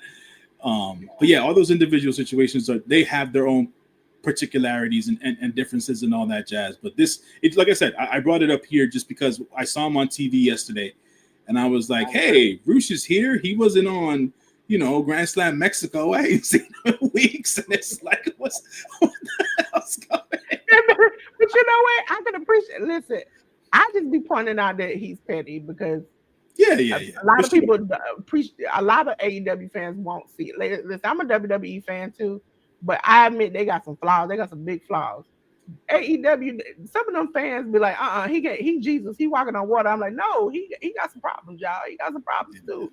But what gets me is that I can appreciate somebody being that petty that they like, it's 2 years later, and you know what, I still mad. And you still ain't getting on TV. I can appreciate that. That's my kind of dude right Yeah, I mean, I mean, at the end of the day, there. I've always seen TK as the kind of like dude where, and I felt this way in life before, where it's like, you get tired of being stepped on by people. You know what I'm saying? So it's like when folks take advantage of things, um, you just want them to continue to understand you can't take advantage here. You know what I'm saying? So it's like, I don't know, man. It's just yeah, yeah. We'll see what Listen, happens.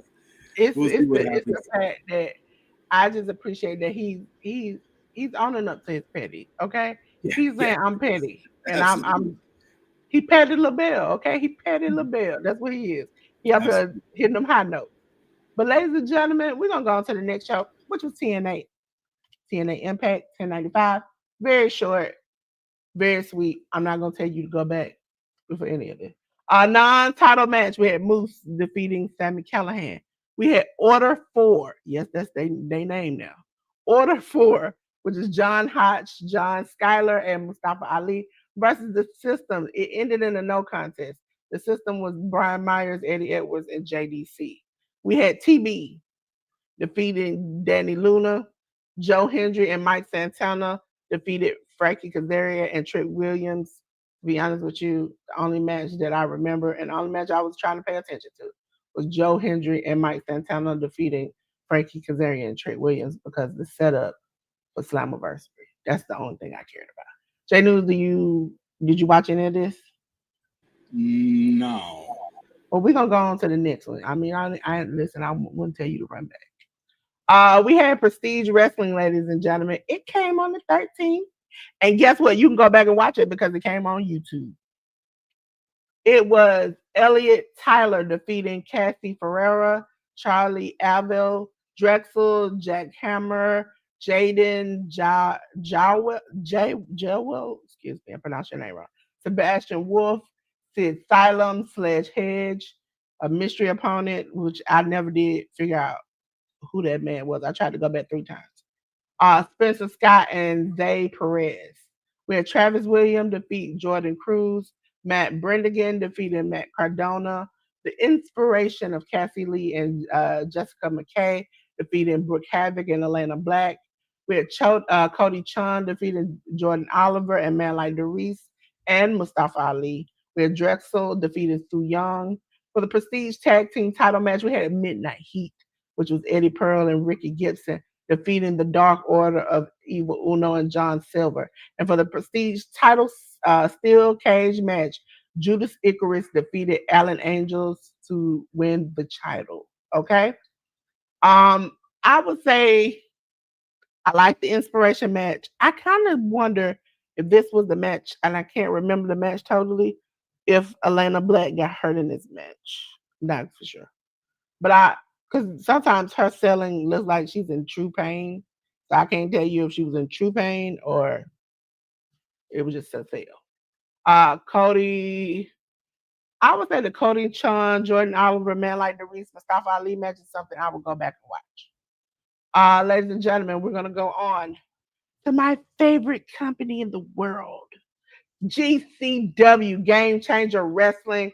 It went along with JCW this week to make a show called Showcase Showdown. Do do do do do. Listen, ladies and gentlemen, Effie and Joey Janela defeated Vin DL48. These names they coming up with now, I swear to God. Christian Napier and Otis Cougar. Now, this show was on the 17th on Triller TV. We had JCW Women's Title 4-Way match. Alice Crawley defeated Christina Marie, Hallie J, Rachel Armstrong. We had Atticus Cougar defeat Man Like Derice for the JCW American title match. Caleb Conley defeated Cocaine. Okay, we have for the GCW tag team title match. YDMP Alex Price and Jordan Oliver defeated PME, Mariano T, and Philly C. For the JCW tag team title match, the Brothers of Construction, which is Rollo the Clown and Yabo the Clown, defeated the Outbreak of Abel Booker and Jackson Crowley. We had a death match. Dr. Redacted defeated Bam Sullivan. We had Two Tough Tony, Mickey Knuckles, and Willie Mack defeat Anthony Green, Kobe Corino, and J.P. Grayson. We had JCW heavyweight title death match. Matt Tremont defeated Madman Pondo to win the championship. Ladies and gentlemen, out of all those, I would say watch the Effie and Georgianella match.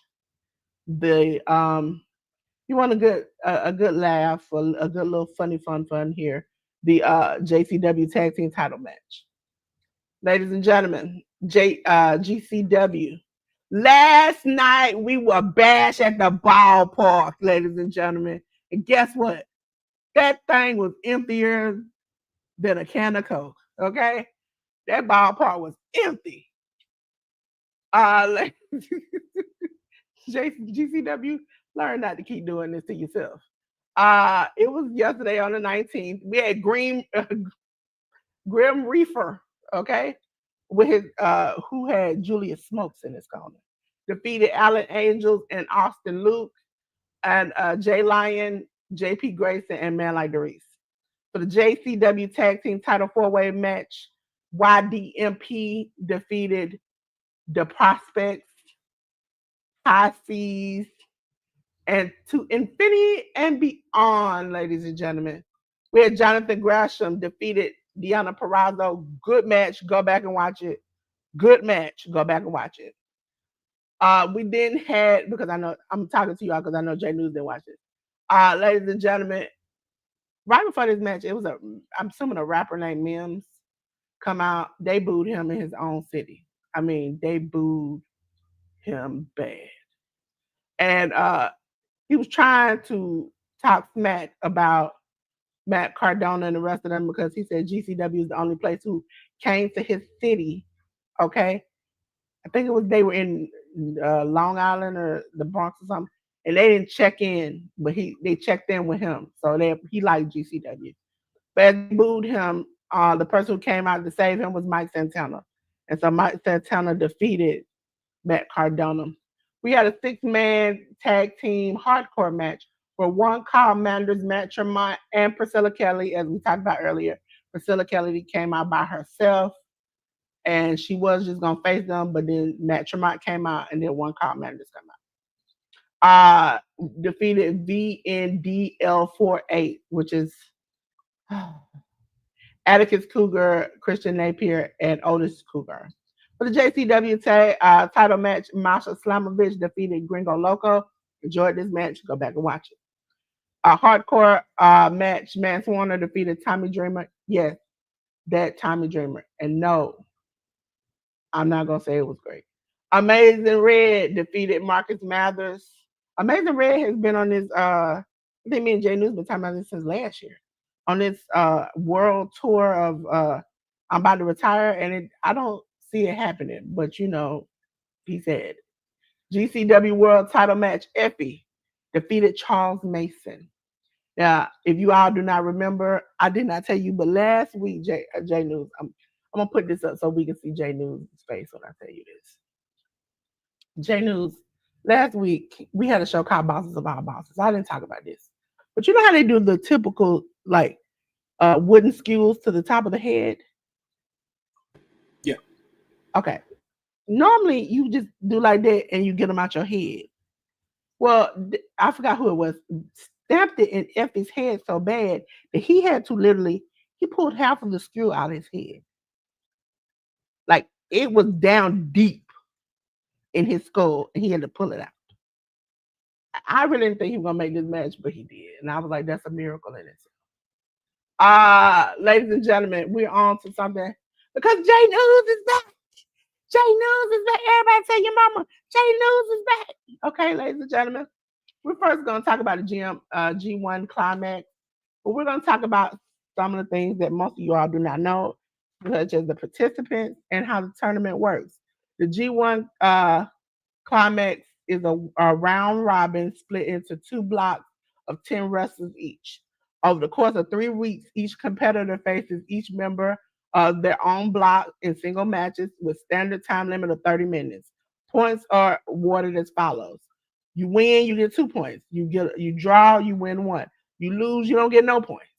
At the conclusion of the block play, the two wrestlers with the highest point totals from block A and block B advance to the tournament final. Should two or more wrestlers on the points of their head of the result determine who progresses. If their match ends in a draw, an additional tie break criteria comes into place, may be applied.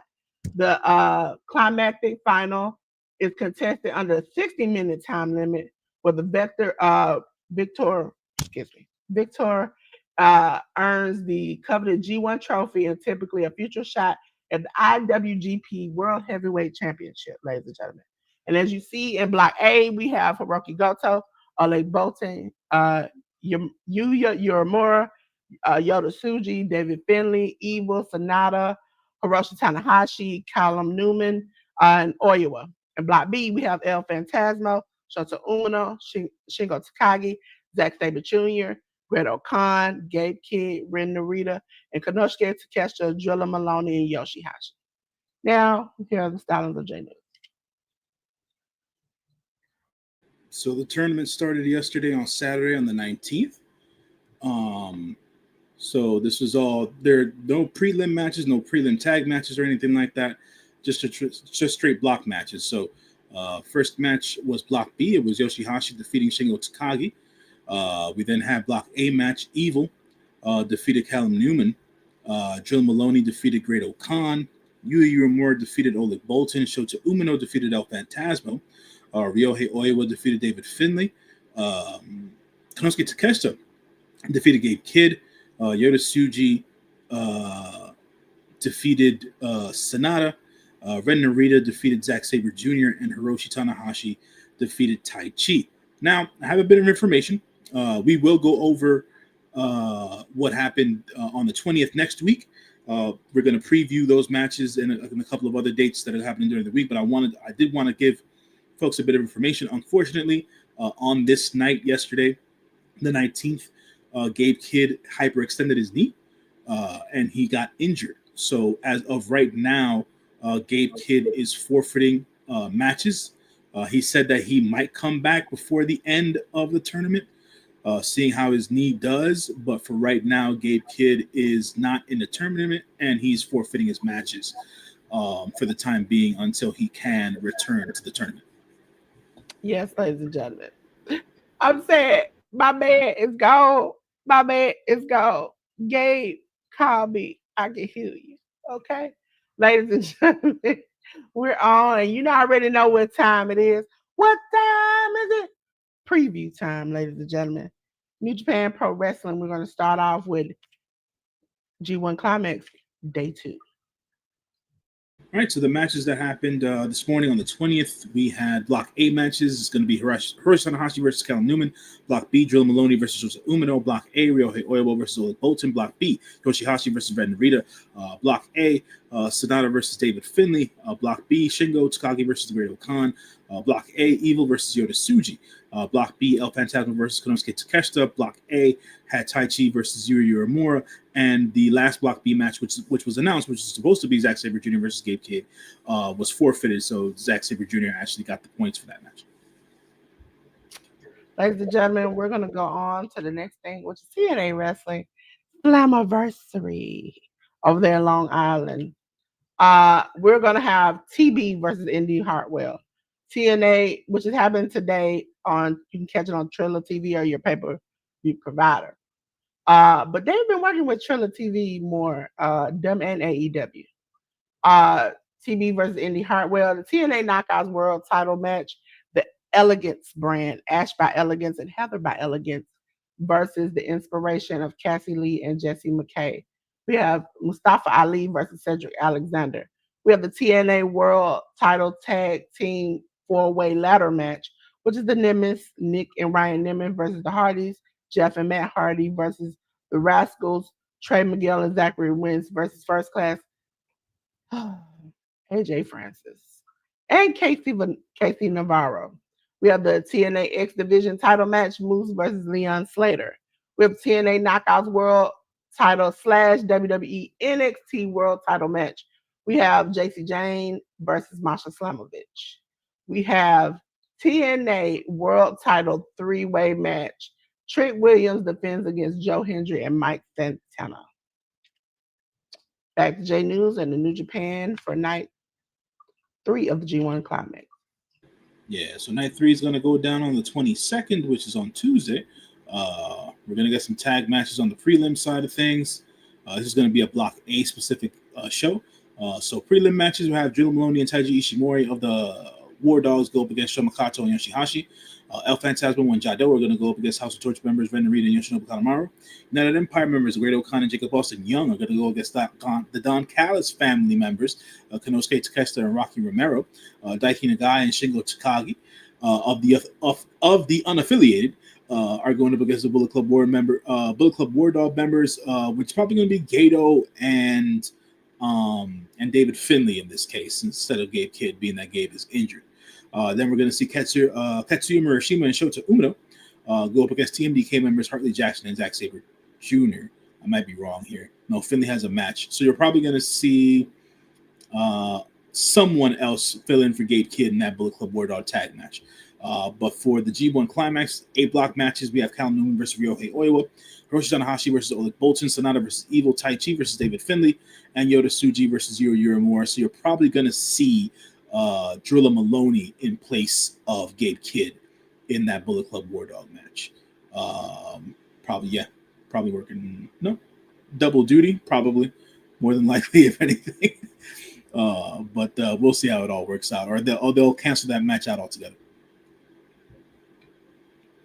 So that's the matches on the 22nd.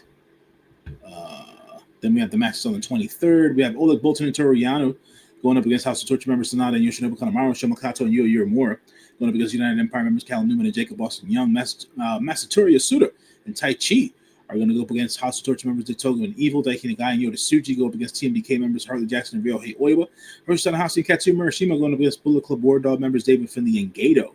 Then we have Block B action. We're going to have Yoshihashi versus Drilla Maloney. Phantasmo versus Aaron Narita. Konosuke Takeshita versus Great O'Khan. Shingo Takagi is supposed to have a match against Gabe Kidd, but that'll probably get forfeited. And then we have Zack Sabre Jr. versus Shota Umino as the main event of night 3. On to night 4, which happened on the 25th. Shomakato and Yoshihashi are going up against United Empire's Great O'Khan and Jacob Austin Young. The last one was night 4. This is night 5. Night 5. Bullet Club War Dog members Drilla Maloney and Taiji Ishimori are going to against Bullet Club War Dog members Gato and whoever they find to fill in for Gabe Kidd. Phantasmo and Jado are going to go up against TMDK and Harley Jackson and Zack Sabre Jr. Shota Umino and Tomoaki Hama going to face off against House of Torture members Ren Narita and Yoshinobu Kanemaru. Daiki Nagai and Shingo Takagi go up against Don Callis family members Konosuke Takeshita and Rocky Romero. Back to Block A action, we're going to see Sonata versus Oleg Boltin, Yuri Uemura versus Cal Newman, Tai Chi versus Evil, Yota Tsuji versus Ryohei Oiwa, and then Hiroshi Tanahashi versus David Finlay to be the main event of that night.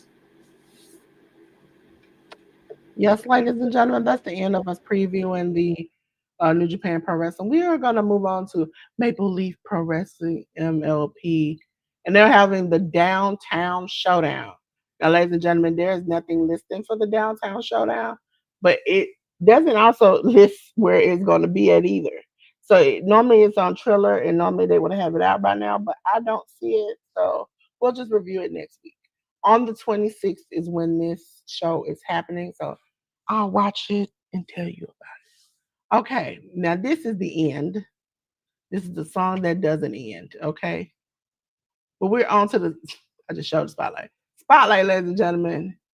I did a spotlight this week. You don't stay. It's Hangman Adam Page. I want to thank this beautiful, beautiful, beautiful man for saving me from the Death Riders and John Moxley. Because if he had won, I would have came in and had to riot. Okay. Uh, Hangman has had some good story arcs. We've seen him have to fight his best friends to making amends with the enemy because Hangman had a newborn child who Swerve decided to break into his house and put uh, his shirt over his child's face. Uh, Also, I want to know where his wife was. What was she doing? Uh, he's also had to burn a man's house down literally to get the respect that he deserved. And for that, I think after that hard fought match, he deserved to be the spotlight of the week. J.News, what do you feel about Hangman Adam Page? Hangman Adam Page is the AEW Men's World Champion. Uh, he is the main character on AEW TV, no matter what anybody else wants to tell you or make you believe. Hangman Adam Page is as complex of a character as I've ever experienced on a wrestling television show. He relates well. He cuts one hell of a promo when he's impassioned, and yeah, man, he's great. Hangman Adam Page is great. Um, Out of all the current champions of all the major promotions right now, um, which includes the current IWGP World Heavyweight Champion, Zack Sabre Jr., um, I I am taking Hangman Adam Page out of all the current champions right now. Um, he's hands down my fave. Second is probably Walter. I refuse to use that damn G word. Um, and then probably Zach, and then there's other guys out there who are doing well in their respective promotions. But Hanger's the man, and props to him, and thankfully he did end up winning at All In. Yes, ladies and gentlemen, I so much appreciate that. Let's get back to the Hit the Rope Studios. I'm gonna take J News over there, ladies and gentlemen, because it's what time is it?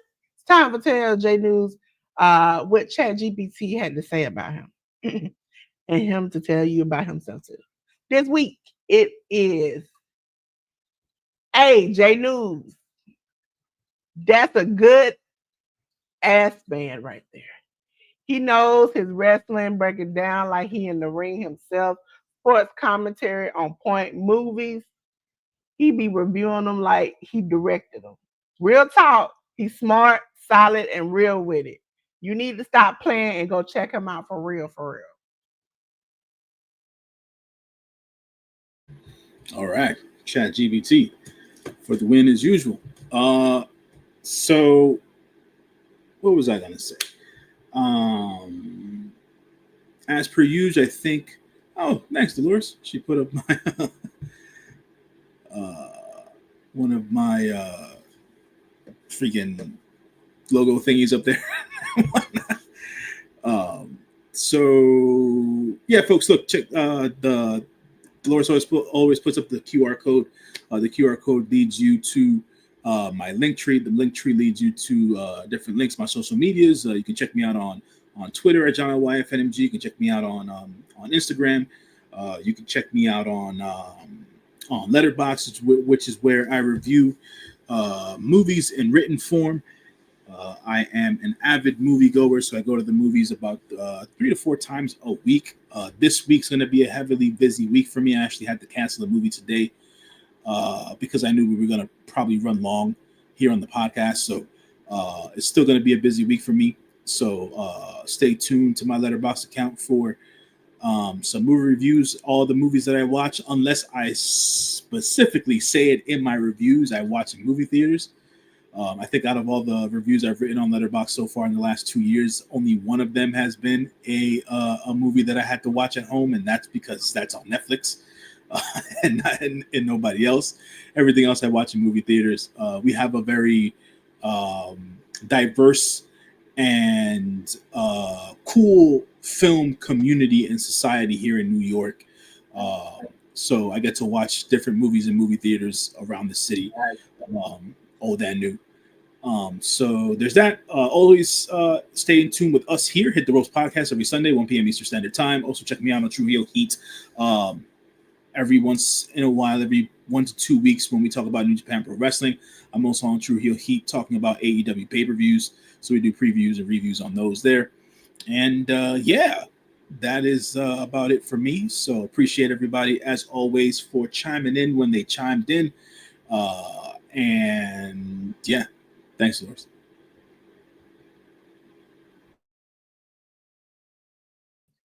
Yes, ladies and gentlemen, if y'all don't go check out J News, I swear I'm about to come out. Ladies and gentlemen, we're gonna do I always got a rap lyric or something. And mine comes from a song called Standing by Monica, and it's rapped by Ludacris. I know y'all like Ludacris. Y'all, yeah, I chose it says, because I'm the truth and nothing, but it's like my hands on the Bible, and it's survival of the fittest, the realest. It's not a facade, still standing on my 2 feet because I'm a child of God. Do something.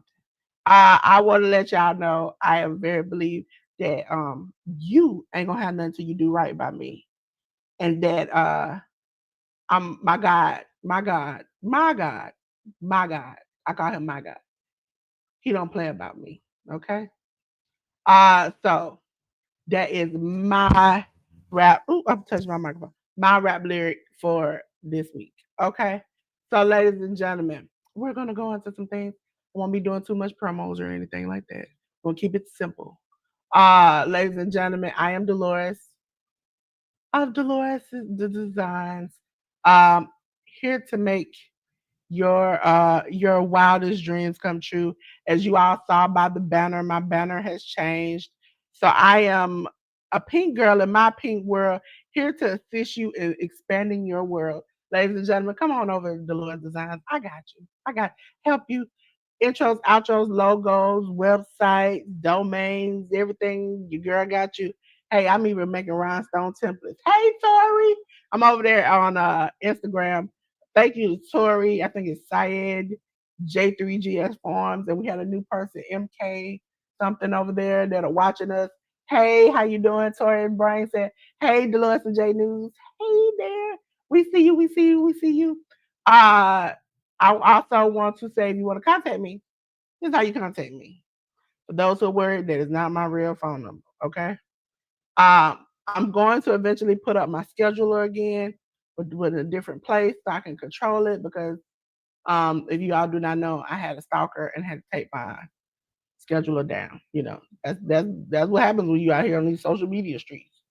Uh, so you can contact me. The QR code goes to all my social media. I have social media everywhere. Where I am going to begin to now get on place to focus on this channel, focus on this podcast, and get everything back to order. So we will be on every social platform. That's how you get in touch with me. The Hit the Roast podcast is linked on my social media too. Um, I want to say the Hit the Roast podcast comes on 1 p.m. Eastern Standard Time, ladies and gentlemen, on me and J News channel. I don't care if me or J News is not here. We go live on both of each other's channels. So you don't miss an episode with us and we'll have good fun with you. Okay? Make sure you check out our Spotify. I know you what you about to say, Dolores. You gonna upload this stuff? Yes. I've been downloading it and I'm in the process of getting to upload. All the episodes that I've missed, I'm very sorry. Life be life and you all know I do not forget about you at all. I'm just taking my time and getting it done so we can do it right. Ladies and gentlemen, leave that up there because this is the Hit the Road podcast. If you haven't, please go check out Slim Jim Longfoot. He has been on the channel plenty of times. Goat 1408, he's a black comic book artist who makes great graphics. Please go check him out. Go get his new books, his new comic book that's out. He also has some books on Amazon. If you check it out, please go check that out. Ladies, ladies and gentlemen, have you been to the, well, not gentlemen, it's ladies only, to the women's closet, a special place where we come together, fellowship, have fun, get together, network. It's a great place to unload. at the end of the week, every Friday, 5 p.m. Eastern Standard Time. I am always in there. I'm always having a good time. Always getting to express and learn and grow in the women's closet. Now, you go to the educatednatural.com/woman to get in there. Now, for those who don't know, Educated canceled her memberships on YouTube. I cried. I cried, J News. I cried. But guess what, J News? She has opened them up on her website. So you go to the educatednatural.com. You can go over there and get it, sign up for the women's closet. You can sign up for a membership, but you take a survey first, and once you're approved, you pay and you get into the membership. That's to make sure that people are there for the right reasons. She doesn't want you being on a level that you are not necessarily ready for. So there's a $10 level and there's a $45 level. Okay. So if you feel like you are ready, you have all the things in place, you're ready to go ahead and put your business into action, sign up for the $45 level. If you like, I just want to learn to get my foot in the door, to get a start at $10 level. Also, be notified on educatednatural.com when session 2 of the mastermind comes to happen. Okay? So, like I said, I enjoy you all. I appreciate you all. And guess what, y'all? Sister Kane is over 400. I'm over 400 now. So that is a achievement. Y'all saw that popped out there? It's an achievement. Now we're trying to get to 500. Okay? And I'm almost at 1,000 watch hours. So pat on the back, pat on the back. I appreciate that. Now we gotta get J News up to 400. Okay? We gotta get J News up to, I think, where's J News at right now? Let's check in real time. Nowhere near that. We're gonna catch you. J News is at 18. I need y'all to get him to at least 50, okay? By the end of next month. 50. If 50 you all can go check out J News over there. Because we're trying to coax him to come back and do videos, okay? To tell y'all the ins and the outs and the funs of all the things he sees. Okay? Let me take my little barcode off the top of it. Check out J News, please. Please. Because we know he's a good man, Savannah. You need to go check him out. I don't want to have a 2-piece and a biscuit nobody over J News, okay? Because look at me. Look at me. I will. Okay, I don't want to have to do that. Just not who's there, 2-piece and a biscuit. Because you didn't go check out J News. Okay? Ladies and gentlemen, again, go to J News. See that right there? It told you to like and subscribe. Hey, Delores, like and subscribe. Like and subscribe. Now, this is the point where I normally don't do this, but I'm going to ask you, anybody got any questions? Anybody got any questions? See, up at the top, it asks you, do you got a question? Because I know some of y'all be asking me on the fly, what was that? I didn't understand what that was. You got a question? You got a chance to ask it. But if I see nobody, I don't see nobody asking any questions. I want to say thank you for joining me and J News. We appreciate you. But I'm going to end it like I always end it. J News, we burned it down for almost 2 hours. We burned it down. And you know what I got to do? I got to tell them, J News, baby girl, baby boy, please keep your clothes on. I know it's hot. I know we burned it, but I'm not trying to see all that. Okay, you blinded me with all that out there like that. But J News, I think I can help them. That's if I cut off the lights. Look at that. Cut off the lights. And please don't light that candle because it's gonna make it hot in here. But you know what? I've enjoyed my time with you. I think J News enjoyed his time with you too. And until then, we want to say peace.